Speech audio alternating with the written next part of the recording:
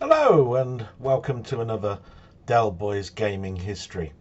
Um, I thought some time back that it would be good to talk about some of the games that I played back in the day, but I knew that a lot of YouTube videos were out there like that. So I thought about putting a little bit of background to my history. You know, talk about some of the things that made me happy, some of the things that I was doing around that time, as well as pick a particular game that meant something to me. And I thought, why not do that as a series? So, what we're going to be doing today is talking about a particular game and a particular year. This one is Space Invaders, the granddaddy of all shoot 'em ups, and the year 1978.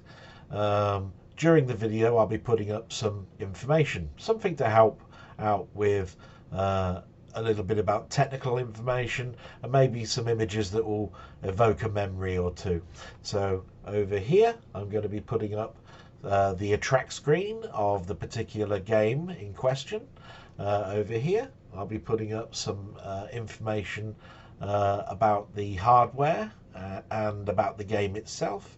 And down here, I'll put some images in relation to some background history of other things that were going on in that year. So, 1978, what did that mean to me? Well, I was very, very young. That's the first thing. So, electronic devices were a luxury item. And at this particular year, I got my first Atari VCS or 2600 system. This was quite a step up from a previous electronic device that I connected to my TV. I still had that device, and that was a Binatone Pong Mark IV, which was in black and white. And if you don't know quite what that system was, it was a non-cartridge based system, and basically it played things like Pong and Breakout. This one didn't have Breakout, it basically was tennis, Pong, and variations of that. I was quite happy with that, but when I got the Atari, it was just such a leap. I couldn't wait to get onto that system after school. And speaking of school, I was still at primary school. I was in my third year. Now, as far as I know, I was at primary school for 5 to 6 years. Part of that would have been nursery. So I was possibly just over halfway before I'd be going to secondary school.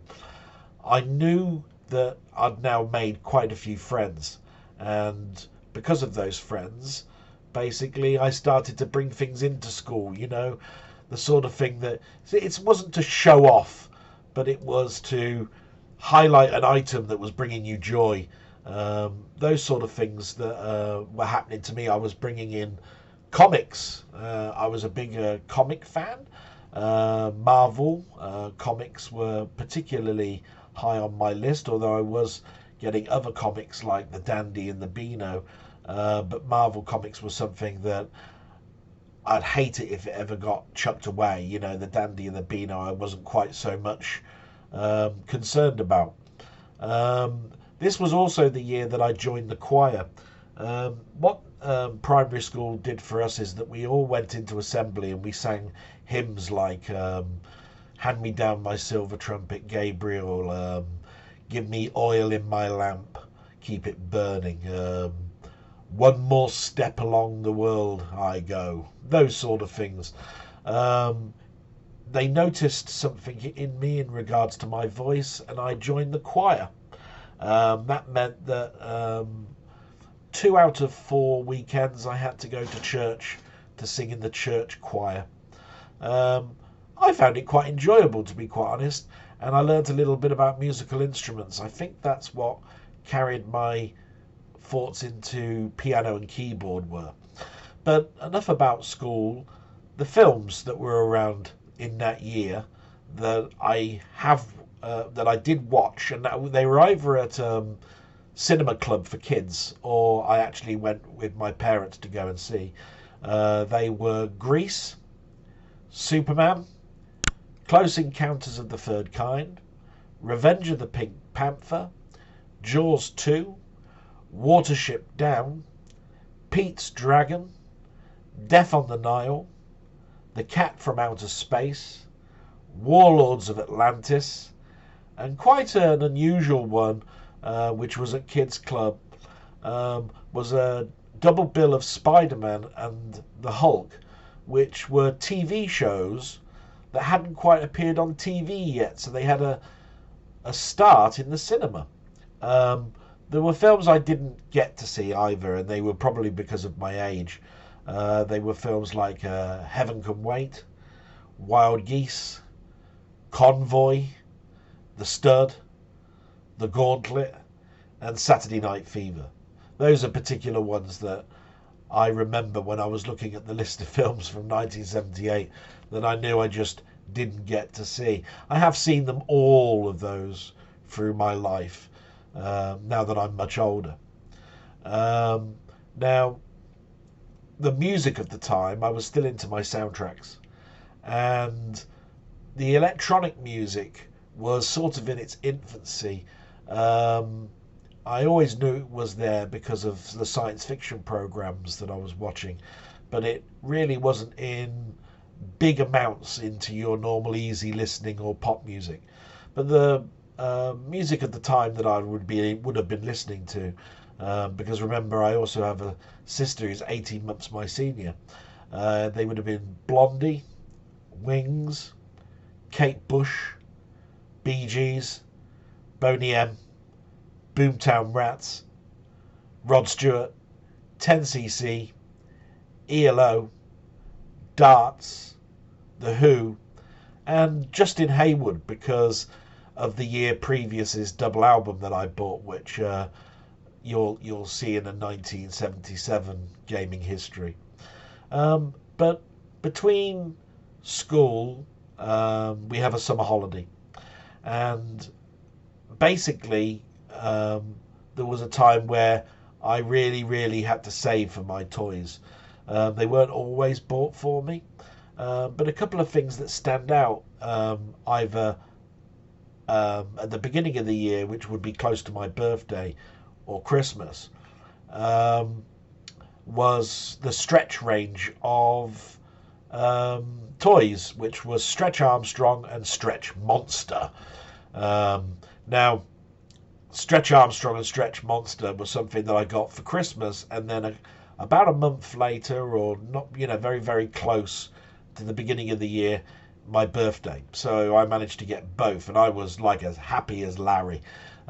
These toys were by Kenner, I believe, but I think I remember I had the most fun with the Monster. I think it was probably because of the pattern that was on the skin. It's a very weird toy. I learned later on that it has a very simple premise to it, which is like a corn syrup that's been made into a gel, poured into a sort of like rubberized skin. When you pulled it, the gel would keep it in shape, and it would then shrink back to its original mold. Now, this particular toy is not something that came out in 1978. I have to stress that the only reason that I remember it is because I had to save up. It came out in 76, and it took me quite some time to be able to get it as a toy. But when I did get it, oh my God, was I overjoyed with that. And I do remember that in the summer, I used to have friends in the street that would come over, and we'd play on our Pong machine. And the game that we used to play as a board game was Jaws, and that was a toy by Ideal, I believe. Now again, this was a toy that came out a couple of years earlier. I think this one was 75. I remember being excited by seeing Jaws 2 and managing to get then the board game toy of it. The concept was nothing really new. There was another toy that was very similar to Jaws, which has a similar premise, where in Jaws you have to hook the items out of the mouth and not have its jaws close up. A similar one was Buckaroo, which was a sort of like a mule with items all on its saddle, and you had to take the items off, and if you took too many, it would Buckaroo. That's the name of the game. So now we're approaching the section about the news. Now this is where it gets a little bit difficult for me because my diary only goes back so far, and also the earlier that my diary was started, the more I don't understand what I was writing. But these were news events that definitely happened in this year. Some of it is from my diary and some of it is filled in from articles that I've read this week. But I definitely remember some things about the news. So we start off really early on the 31st of January of 1978, which was big during the whole of this year because it was all about the deaths of the Yorkshire Ripper. So on the 31st of January, Helen Ritka was murdered, and she is considered to be the 8th victim of the Yorkshire Ripper. On the 26th of March, another body was found, Yvonne Perlman. Now, she was believed to be connected to the Yorkshire Ripper and was later on to be found that to be true. And then the final one that I could see that happened this year was the 16th of May. Now, this one was considered not a victim for a long time because Vera Millward was stabbed to death.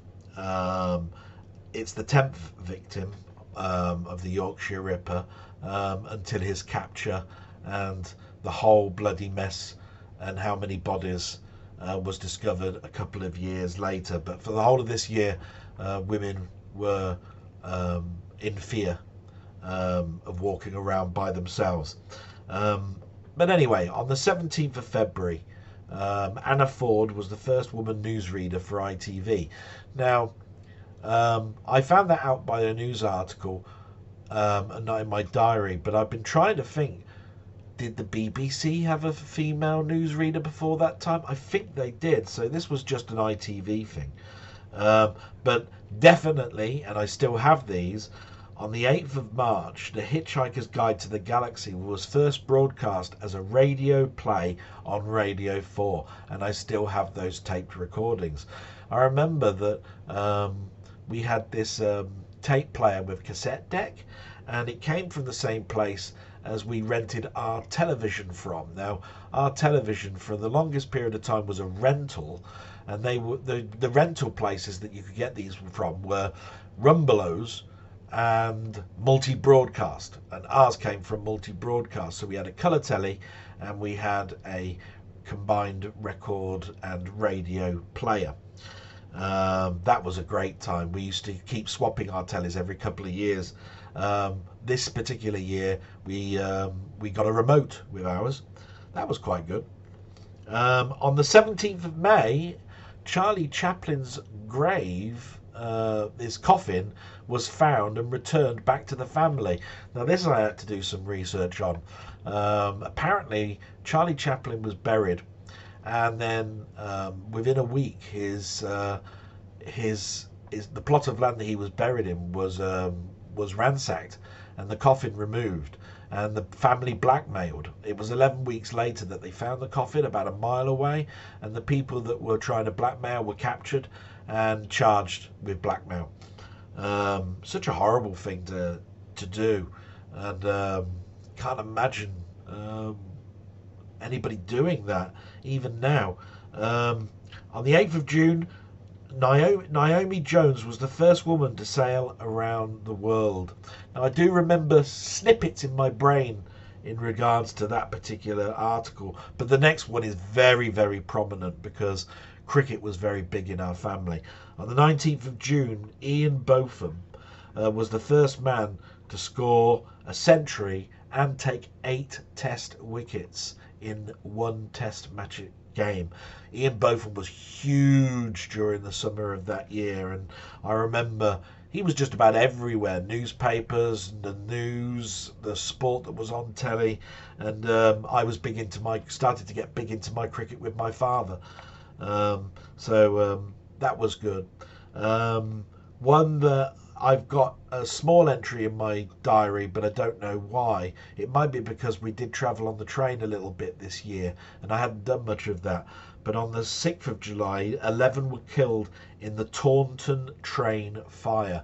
It sounded, when I was reading up about this, this was a horrible occurrence on a sleeper train that goes to London. The Taunton train caught fire and 11 were killed. Um, like I say, I've got a small excerpt in my diary and no little more other than that, but I can just imagine how the news would be portrayed today with that. And the last thing that I've got written down was on the 21st to the 22nd of December. Um, our lives were a little bit in uproar because we were getting close to Christmas and the BBC had a strike. They decided we're not going to broadcast anymore. Bill Cotton got involved because he was the head of the BBC, held some emergency meetings. He put a continuation plan in on the 22nd to show repeats over the Christmas period because the radio times and the TV times were all out at this particular juncture. And then a day later, they sat round the table and they sorted out a 15% pay rise. So then everything that happened that was going to happen at Christmas on the telly happened as normal. But I do remember in my own head the test cards that came out telling us that there was no more telly due to an industrial dispute. And that sort of like ends my news for 78. And the last thing really to talk about is the game itself. Now, Invaders was something that actually I did play at on holiday, and it was at Porthcawl, and it was the cocktail edition. It wasn't the stand-up edition. Um, this was something that was always crowded because it was the year of its release. I didn't get to play Invaders again until my Atari VCS cartridge appeared in 1980. And not many things came to mind because my electronics of the time were all handhelds and tabletops and very simplified versions um, of gaming. So things that came along later on into my brain was um, I never understood in Invaders why the tanks are firing straight up, because tanks to me, if in all my model kits, fired horizontally across the ground. So were these aliens coming towards me, or were these tanks specially firing upwards? And if they're coming towards me, why don't they get larger? There was all sorts of things like that going in my head. And I've thought to myself, if these aliens have taken a flight through space, why is it they only move left and right? And then moving down when they get to a certain stage of moving left or right. And then the aliens, are they in ships, or are these the actual aliens, or are they in suits? Could it never explained any of this. It was all something that was just in your mind. And the only other thing is that the UFO was incredibly small. I thought, how the hell did these aliens come out of this UFO? But enough about all of that waffle. These were things that came on into my head over the years of playing the game. You're now going to see some actual gameplay footage of me playing Space Invaders. Now, it's funny, but it's the granddaddy of all shoot 'em ups, and I love a shoot 'em up. But I have not returned to this game virtually at all in 40 plus years. And what I have to say about that is it's such a shame, because it introduced so many firsts. But I remember that I had such great enjoyment of it, and I played it to death on my Atari VCS. So I'm sorry, but my gameplay is going to be equally as bad.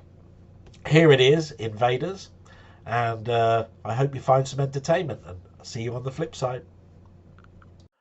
Hello, and welcome to the gameplay element of this video. And if you've been here from the very start, then you will know that this is the 1978 version of Space Invaders. Now, this is the granddaddy of all shoot 'em ups, and to be quite honest, I love a shoot 'em up, but that does not make me a master at this game. I haven't been back to this game in many, many years. In fact, although it is the granddaddy, you can look at it also as being why go back to the very basics when you can play all these lovely modern day shooters. Well, you should never actually lose something that was so playable and so iconic as this. I'm not going to be very good at playing this game, but I've seen it and played it enough times to know what it's all about. Now, if you've been reading the cue cards, you will also know that there is a way of getting masses and masses of scores, and there is a sort of like a cheat, which is more an exploit than anything, where you can count the shots and get masses of points by hitting the saucer at the top. Now, I'm not going to use that particular exploit because, to be quite honest, I'm going to have hard enough time staying alive. If I get past one wave of these aliens, I've done well. Now, back in the day, I'd have done so much better. And in so many conversions, I found it easier than the main arcade. This particular version is set at standard level, just as it would be back in 1978. I will be using a keyboard because basically it's just left, right, and fire. But please use whatever controller that you need to do. So without further ado, let's put a coin in and let's have a little go at this. So press 5, start. By now, you should be able to hear the iconic noise.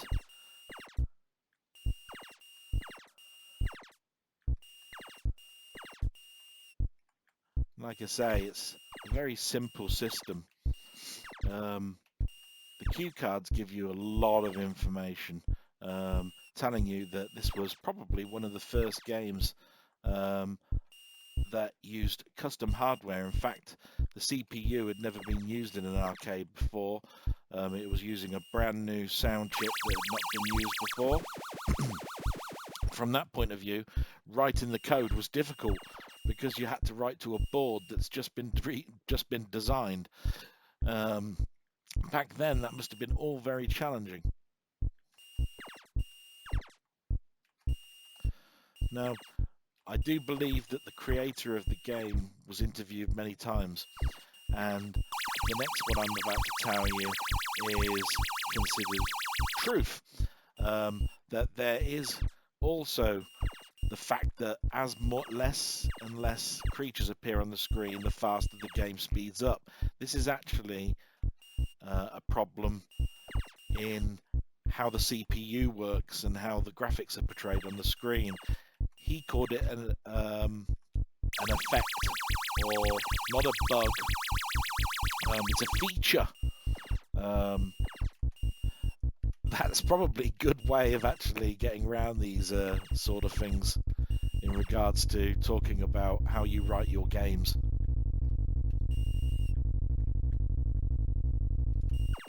Brilliant. Hey, didn't do too badly there. This is where I fall to bits. Now, as I said, there is a cheat. You can count the shots 22, hit the saucer, get lots and lots of points that way. After you've counted 22 and you hit the saucer, you then got to count 14. I've never actually tried to do that. I do know some of my friends have, and it does work.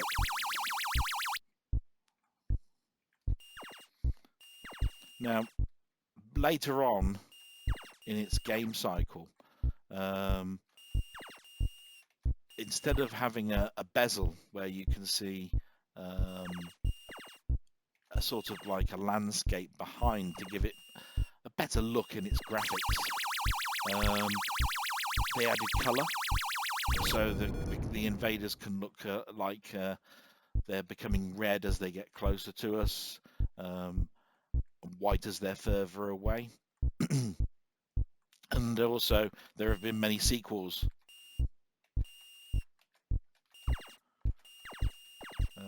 some of these sequels have incorporated larger aliens, smaller aliens, zigzag shots, bases that regenerate, etc., etc. Those are all very good, but to be quite honest, I still prefer the Master, the original. Damn. So 1 life left. Damn, I thought I might be able to get that one in. So not bad. 1,760. Definitely, if I played this for a bit longer, I think I'd probably get a greater score. But it's not always about the score. Sometimes it's about the fun that you have with it. And I had a ball putting this video together, and especially coming back to this granddaddy of a shoot 'em up. I definitely think I will be back to it in a much shorter time than it's been. Um, and I encourage anybody to go back to some of these classic games. There really is a massive amount of fun in it. Thanks very much, and until the next time, salute. Thank you. Bye bye.